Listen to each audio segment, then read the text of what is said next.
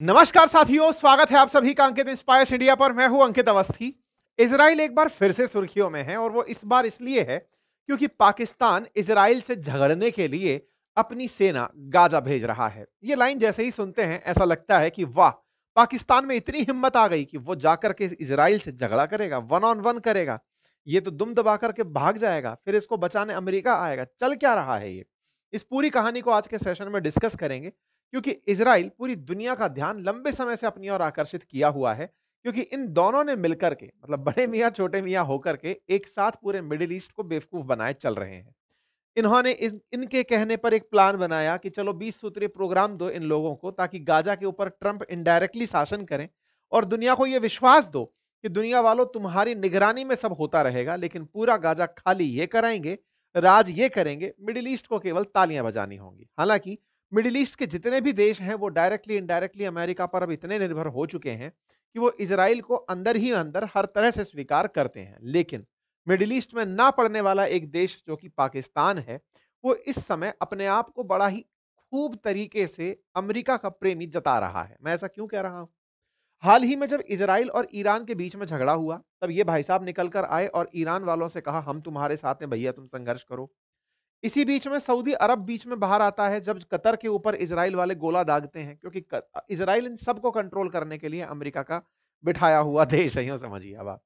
तो इजराइल ने जब कतर के ऊपर गोले फेंके तो इधर की तरफ से सऊदी अरेबिया को लगा कि यार, जब कतर, जहां से सेंटकॉम ऑपरेट होता है, अमेरिका का सेंट्रल कमांड बैठता है, वहां पर भी अगर इजराइल वाले गोले दाग दे रहे हैं तो सुरक्षित कोई नहीं है। तो सऊदी वाले गए पाकिस्तानियों के पास कि तुम यार इतनी हमसे भीख लेकर जाते हो, सुरक्षा में कुछ तो कहो। बोले सर चलो हम आपके साथ एक एग्रीमेंट कर लेते हैं, कल को आपको कोई संघर्ष की स्थिति पैदा होगी, आप हमारे साथ रहना और हम आपके साथ रहेंगे। हालांकि ये एग्रीमेंट टूटते हुए आपने और हमने देख लिया। जब पाकिस्तानियों को अफगानियों ने कूटा तो ये बेचारे शांति की अपील करते हुए दिखाई दिए, लेकिन फिर भी पाकिस्तान दो दुश्मन देशों के भी एक साथ काम आने वाला देश बन गया। अचानक इस मुस्लिम वर्ल्ड के अंदर ऐसा देश बनकर आया जिसको अपने आप एहसास हुआ कि मेरा न्यूक्लियर वेपन अब मांगने के अंदर भी काम आ सकता है, लोग उसकी इस वजह से रेस्पेक्ट भी दे सकते हैं। खैर, फिलहाल के लिए चर्चा यह है कि इन सबको देख करके अब पाकिस्तान के अंदर एक कॉन्फिडेंस आया है कि साहब ये तो सब कहीं ना कहीं कॉम्प्रोमाइज कर गए, क्योंकि न्यूक्लियर बॉम्ब मेरे ही पास है, इनमें से किसी के पास नहीं है। ऐसे में अगर मैं अपना न्यूक्लियर बॉम्ब ले जाकर इजराइल के सामने खड़ा हो जाऊं तो मेरी बड़ी वाहवाही होगी। बाय द वे, आपको याद होगा कि जब 20 सूत्रीय मांग को लेकर के मिस्र के शर्म अल शेख के अंदर ट्रंप ने दुनिया भर के नेताओं को बुलाकर गाजा और इजराइल के बीच में शांति कराने की बात की थी और कहा था कि इजरायली फोर्सेस वहां से पीछे हटेंगी, तब भी पाकिस्तान अपने आप को यह समझकर खुश था कि ट्रंप हमें बहुत अप्रिशिएट करते हैं। पाकिस्तान को अपनी सेना पर इतना फक्र था कि सऊदी ने हम पर विश्वास जताया है। पाकिस्तान अपनी सेना से इसलिए खुश था कि अमेरिका आसिम मुनीर को अप्रिशिएट कर रहा है। इन तमाम चीजों से पाकिस्तानियों में एक हिम्मत आई और इसी कारण एक सुर्खी बन गई। सुर्खी ये कि international force to stabilize Gaza could include troop from Pakistan. अब ये जो खबर है, बस आज इसी खबर के चलते सारी की सारी कहानी रची गई है। ये Israel, the times of Israel नामक अखबार है, इसने खबर लिखी है कि गाजा के अंदर जो फोर्सेस आने वाली हैं, इंटरनेशनल फोर्सेस, उसमें पाकिस्तान शामिल हो सकता है। अब आपके दिमाग में आएगा ये इंटरनेशनल स्टेबलाइजेशन फोर्स का क्या कंसेप्ट है, आइए इसके बारे में भी बताते हैं। चर्चा यह है कि इंटरनेशनल फोर्स जो गाजा के अंदर आ रही हैं उसमें पाकिस्तानी सेना हो सकती है। तो क्या आपको लगता है कि इजराइल पाकिस्तान को गाजा में आने देगा? क्या इजराइल पाकिस्तानियों को गाजा में रह करके इजराइल के खिलाफ लड़ने के लिए लॉन्च पैड देगा? इन सारी बातों का आज के सेशन में विश्लेषण होगा। आप सब अच्छे से जानते हैं कि जब हमास ने इजराइल पर हमला किया, लोगों को बंधक बनाया, उसके बदले में इजराइल ने गाजा को बहुत नुकसान पहुंचाया। उस गाजा को बचाने के लिए मुस्लिम वर्ल्ड के सारे देश ट्रंप के सामने प्रेजेंट हुए और ट्रंप ने इजिप्ट में जाकर इनके बीच में एक पीस एग्रीमेंट करा दिया, यह कहते हुए कि मेरी 20 सूत्री मांगे हैं, इनको मान लो, इजराइल गाजा से पीछे हट जाएगा। गाजा से हटने के नाम पर इजराइल ने एक येलो लाइन खींच दी कि मैं यहां तक पीछे हटूंगा, इसके बदले में इन्हें हमारे बंधक छोड़ने होंगे। हमास पर दबाव बना, सारे जिंदा बंधकों को इसे छोड़ना पड़ा। खैर, ये जब 20 सूत्री मांगे बन रही थी, इसमें असल मायने में अमेरिका के द्वारा प्रेजेंट किए गए इस 20 पॉइंट प्लान में एक लाइन मेंशन थी और वो ये था कि इंटरनेशनल स्टेबलाइजेशन फोर्स बनाई जाएगी US will work with international partners to establish a temporary ISF to be deployed in Gaza. मतलब ये कि गाजा के अंदर हमास को वेपन छुड़वाने के लिए, नंबर एक, हमास को राजनीति से बाहर करने के लिए, गाजा के साथ पुलिस को पुलिस सुरक्षा दिलाने के लिए, गाजा में किसी भी तरह से कोई वेपन लेकर दोबारा ना घुस जाए, तो तस्करी रोकने के लिए एक इंटरनेशनल फोर्स बनाई जाएगी। यह इस प्रोग्राम का हिस्सा था, इंटरनेशनल स्टेबलाइजेशन फोर्स। अर्थात आज हमास के पास, जब आप जानते हैं कि समुद्री रूप से पूरी तरह से इजराइल पानी रोककर बैठा हुआ है, बॉर्डर्स पर इजिप्ट की साइड हो या जॉर्डन की साइड हो, सब तरफ से इन्होंने रास्ते बंद कर रखे हैं। फिर भी हमास के पास इतने वेपन कहां से आ जाते हैं? हमास किस तरह से अत्याधुनिक हथियार पाने में कामयाब हो जाता है, तकनीकी पाने में कामयाब हो जाता है? ये जो तकनीकी पाने में कामयाब होता है, इसके अंदर तस्करी का बड़ा रोल है, घुसपैठ का बहुत बड़ा कंट्रीब्यूशन है। इसीलिए इस फोर्स के बनाने में तमाम देशों को शामिल करके हमास तक वेपन ना पहुंचे, यह सुनिश्चित करना और गाजा को ट्रंप के अनुसार बसाया जाना इस 20 सूत्रीय कार्यक्रम में रखा गया था। लेकिन जब सवाल इस बात पर हो कि आईएसएफ बनेगा और उसके अंदर दुनिया भर के देश सहायता करेंगे, तो बस खेला यहीं से हो गया। आपको पता हो कि जो ग्लोबल ग्लोबल फोर्स की बात की गई थी गाजा में शांति स्थापित करने के लिए, बस इसी शांति में ही पाकिस्तान फोर्स देने वाले देशों के रूप में उभर कर आया। हाल ही में एक न्यूज़ निकल कर आई जिसमें पता चलता है कि इज़राइल की एक वेबसाइट है वाइनेट, जिसके माध्यम से ये रिपोर्ट पूरी तरह पब्लिक हुई कि 3 मुस्लिम बाहुल्य देश, एक का नाम इंडोनेशिया, एक का नाम अज़रबैजान और एक पाकिस्तान, ये तीनों देश तैयार हुए हैं अपनी सेना गाजा में भेजने के लिए। ये सेना क्या करेगी, मैं फिर से आपको याद दिला दूं।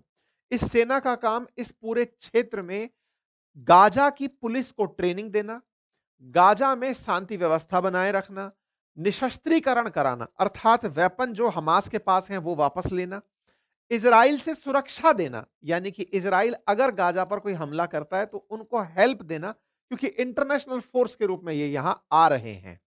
क्या ये यूएन पीस कीपिंग फोर्स है? जवाब है नहीं। ये ट्रंप के दिमाग की उपज है, ISF, international stability four Gaza के नाम से फोर्स बनाई गई है, फॉर गाजा, जिसका उद्देश्य यह है कि जो इस एग्रीमेंट में शामिल देश हैं वो अपनी तरफ से यहां पर सेना भेजने की बात कह सकते हैं। तो 3 मुस्लिम बाहुल्य देश इंडोनेशिया, अजरबैजान और पाकिस्तान का नाम इस रिपोर्ट में निकल कर आया। एक बार के लिए तीनों को मैप पर देख लीजिए। देखिए, इंडोनेशिया इक्वेटर पर बसा हुआ इंडियन ओशन में कंट्री है। पाकिस्तान हमारे कंधे पर बैठा हुआ दिख ही रहा है, बालक है अपना। इधर की तरफ अजरबैजान है। इन तीनों देशों में एक-एक करके तीनों की विशेषताएं जान लीजिए। जब बात हो इंडोनेशिया की, तो इंडोनेशिया इजराइल के साथ कोई डिप्लोमेटिक रिलेशन तो नहीं रखता, लेकिन ये उनके खिलाफ जहर भी नहीं उगलता। मतलब इस तरह से समझिए कि इंडोनेशिया ने हाल ही में इतना गाजा और इजराइल के बीच में जो भी चला, ये वो व्यक्ति थे जिन्होंने ये कहा कि अगर इजराइल फिलिस्तीन को मान्यता दे देता है, तो मैं इजराइल को मान्यता दे दूंगा। अर्थात हम अपनी तरफ से इजराइल को रिकॉग्नाइज करने लगेंगे। यानी कि ये सॉफ्ट है टुवर्ड्स इजराइल और इनका उद्देश्य गाजा के लोगों की मदद करने के नाम पर फोर्स भेजना है।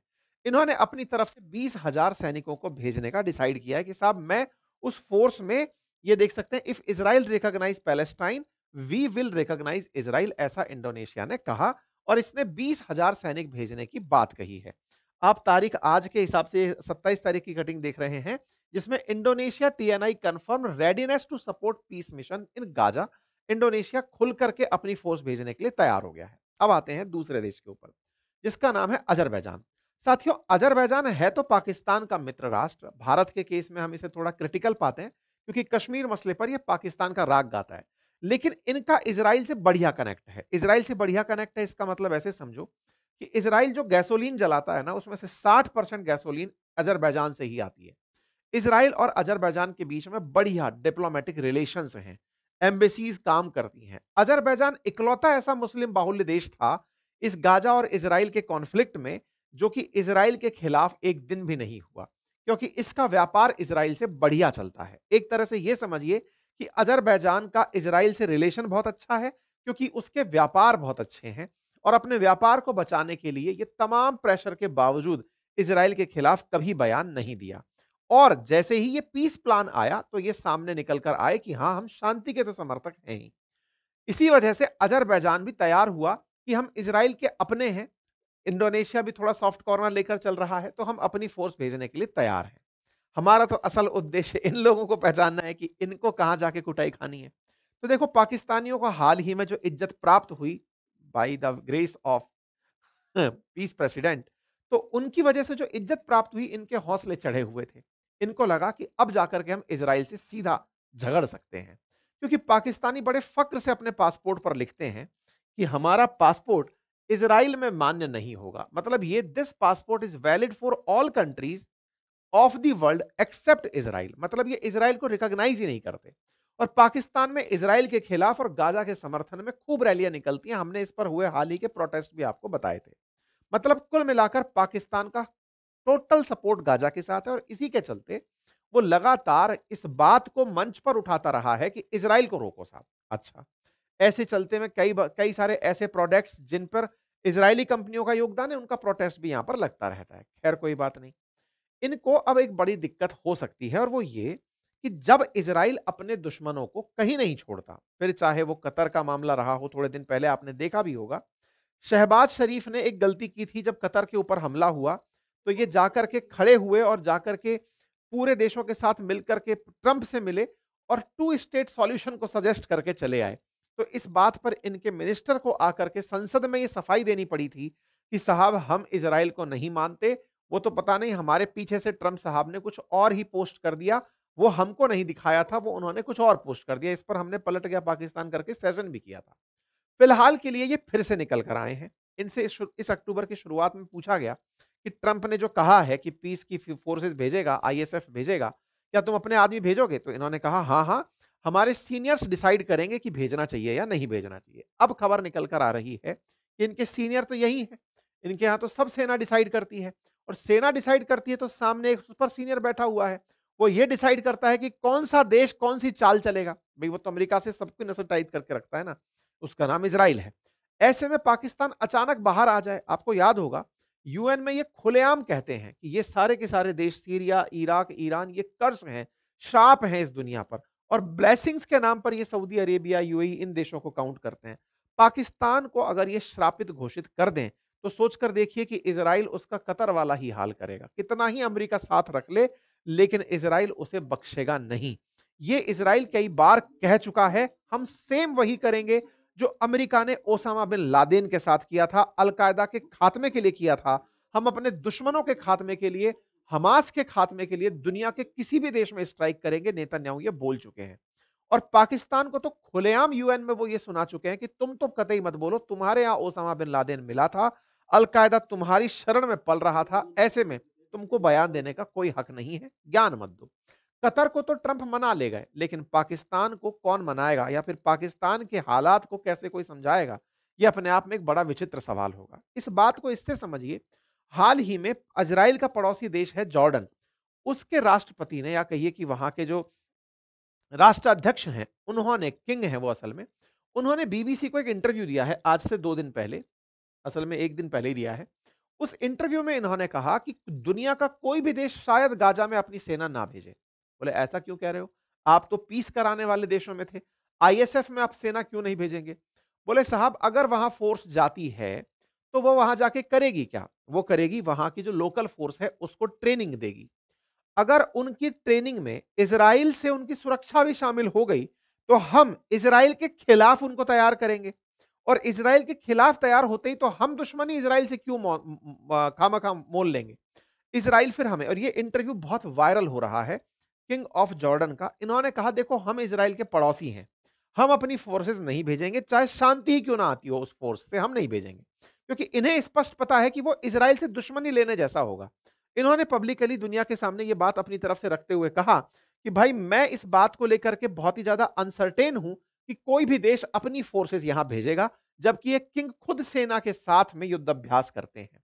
इन्होंने अपने आप को इसलिए किनारे कर लिया कि वहां जाने का मतलब है इजराइल से पंगा मोल लेना। अब आप पूछेंगे क्या वाकई में इतनी हिम्मत है इनके अंदर कि ये वहां पर फोर्सेस भेज पाएंगे? तो देखो मैं आपको बता दूं, पाकिस्तान जो भी सोच ले, लेकिन जैसा मैंने आपसे कहा कि मिडिल ईस्ट में होता वही है जो इजराइल चाहता है और नेतन्याहू चाहते हैं, तो इसका ये बयान जरूर सुन लेना चाहिए। नेतन्याहू ने एक दिन पहले ही या आज ही ये कहा है कि इजराइल डिसाइड करेगा कि गाजा में फोर्स कौन से देश की आएगी।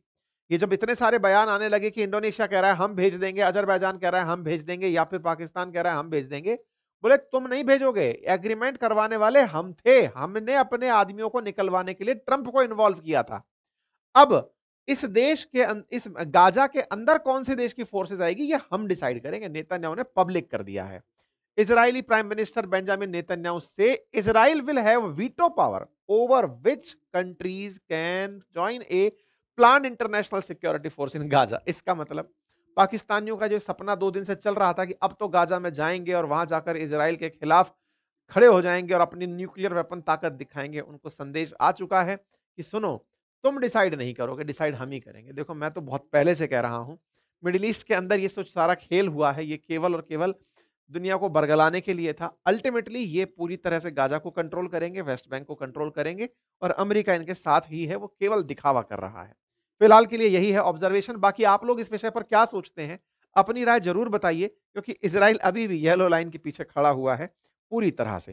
क्यों खड़ा हुआ है? क्योंकि हमास ने अपनी तरफ से वेपन गिराने से इनकार कर दिया है। 20 मांगों में से जो अमेरिका ने रखी थी, उनमें से एक था कि हमास अपने वेपन हटा देगा। इन्होंने साफ मना कर दिया, सब हम हथियार नहीं छोड़ेंगे। तो ट्रंप के लिए वो एज इट इज शर्त तोड़ने जैसा है। 20 जिंदाओं को वापस लाया जा चुका है, आधे मृतक भी वापस आ चुके हैं, तो बंधक लगभग इजराइल के पास वापस आ चुके हैं।